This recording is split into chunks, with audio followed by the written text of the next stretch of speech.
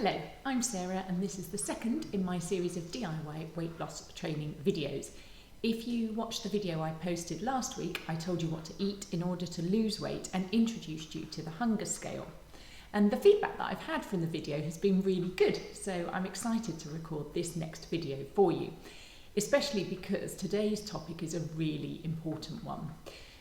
I want to talk to you about habits and show you how it is possible to break the bad habits that you have created when it comes to food and eating.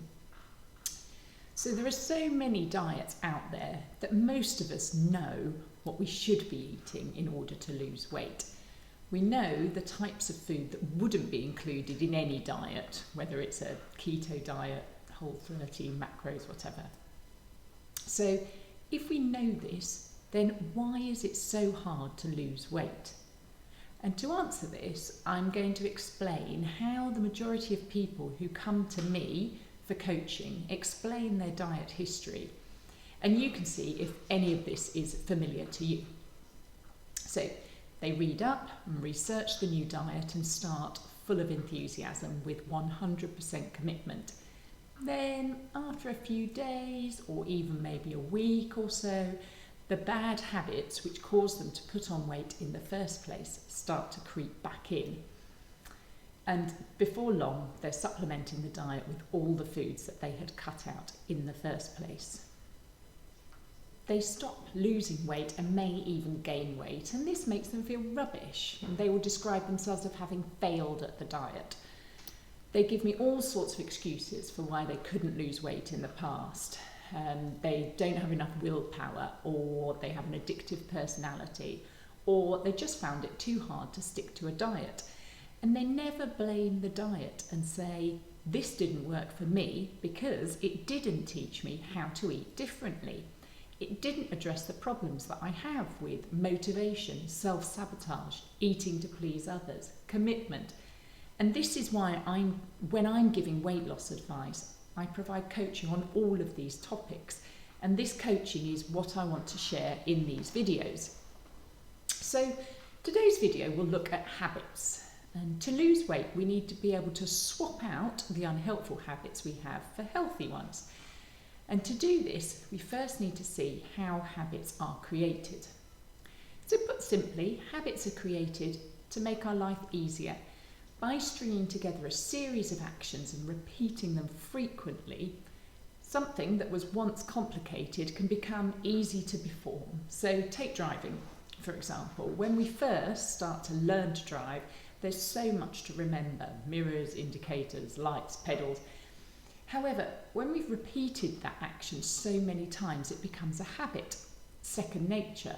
And we're no longer thinking about every decision and move we have to make. We're simply performing them in response to the situation that's around us. And sometimes a habit becomes so practiced that we can't stop ourselves from doing it. Have you ever found yourself driving in the wrong direction because you were on autopilot and driving the route that you take most often? And this happens to me sometimes, and I find myself on the school run, even though I'm supposed to be driving to rugby practice or some other location. I'm in control of the car and I'm driving properly. I'm just not thinking about where I'm going, and my mind has defaulted to the usual route, to school. And we develop many habits when it comes to eating and drinking, and these can be cultural, social, and some date back to our childhood. So do you always have a glass of wine when you come home from work? Something sweet to eat after dinner, a piece of cake or biscuits mid-afternoon? When a child hurts themselves, do you give them a lolly or a sweet to make them feel better, or some chocolate to distract them? When we feel a certain way, we've learnt that if we eat or drink something, there will be a dopamine release, a release of a chemical to your brain which gives you the feeling of pleasure and acts as a reward. And the next time you feel this way, so you feel bored or stressed or anxious or tired, your brain sends the same message. It knows what to do to get the reward. It has learnt the behaviour, and it says, we need the chocolate, we need the wine, and your body responds to that message. And every time this happens, it reinforces the habit. so much so that you don't even need to think about it anymore. Like the driving analogy earlier, it happens on autopilot. So you have an argument and pour a glass of wine. You get bored and trawl through the fridge. You feel overwhelmed and you hit the biscuits. You are training your brain to think this way. So you can see that it's perfectly natural to have created these habits. And going back to the comments that I mentioned earlier that my clients make when we first speak, there's no need to feel like a failure or that you're different because you have these habits. Everybody has them. It's how we have evolved. However, if you find that you have a habit which is not serving you and you want to learn how to change it, then listen on, because I'm going to teach you the technique. And what you have to do is you have to insert a pause between the thought you have to eat or drink something and the action of reaching for that thing. So you set a timer, it can be on your phone, for 20 minutes, and you wait until the alarm sounds before you do anything. Now, during that 20 minutes, I want you to observe your thoughts. Ask yourself lots of questions to see what's going on in your mind. Why do you want to eat it? How will you feel after you've eaten it? How will you feel in an hour's time, a day's time, the next day time you weigh yourself? Spend that time really working out what thoughts are going around in your head, because you will find that there's a whole commentary which will open up if you allow it. Now, when your timer goes off, you can decide if you're going to eat or drink that thing. You may decide, having thought it through, that you're still going to have it. And if this is the case, then sit down, have it on a plate, enjoy it.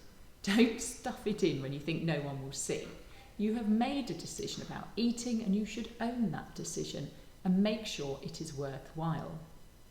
If the decision goes the other way and you decide that yes, it would taste great and would make you feel better for a few minutes, but it's not worth the feeling you will have later on when you don't lose weight this week, or knowing that you've reinforced the habit, because that is exactly what happens.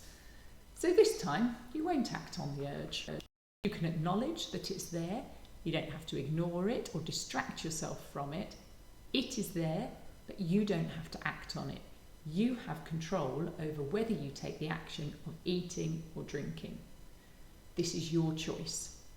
Every time you have an urge and act on it, you reinforce the habit. You tell your brain it's a good idea, and the next time you're in that same situation, bored, tired, irritated, frustrated, you will do the same thing. Now, a lot of people will think that breaking unhelpful habits is about willpower. If they had more of it, they'd be able to resist that bar of chocolate or a slice of cake. And they think of themselves as weak or inadequate. And this is why I want to show you the pause technique, because for me, losing weight has nothing to do with willpower. Willpower will only take you so far. Eventually, it will give out and the urge will return.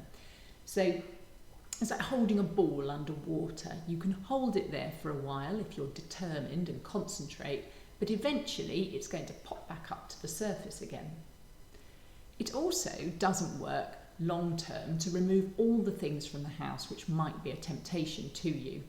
Yes, it might be easier to lose weight in the short term, but unless you deal with those unhelpful habits and learn to change them, they will always return when temptation is put back in front of you. So what are you going to do if you're offered cake to eat, or you're at a restaurant where there's a dessert menu, or eventually on holiday when all sorts of treats are available? Unless you work on the desire to use food to change the way you feel, then you will be always caught in that cycle. When you are able to sit with the discomfort of a pause, what do I mean by that? I mean an understanding that although your thoughts are telling you to eat something, you know that you can observe those thoughts and you don't need to act on them. You can challenge those thoughts and change them. That is when you know that you are on your way to changing those habits for good. That is when you will have done the hard work that is involved in weight loss. And once you have done that work, relearned your habits, that is when the weight loss will stay off and not return regardless of your situation. So how busy you are, how stressed you are, because you will always know what to do. So if you are interested in giving the pause a go, then let me know. I love hearing from you and how you are getting on and how you're finding these videos. And remember that this is a new skill that you will have to continue working at. As I said last week, if it doesn't work, then just reset the timer and start again the next time. You have to keep trying. If you give up, the only thing you can guarantee is that you won't get better at it.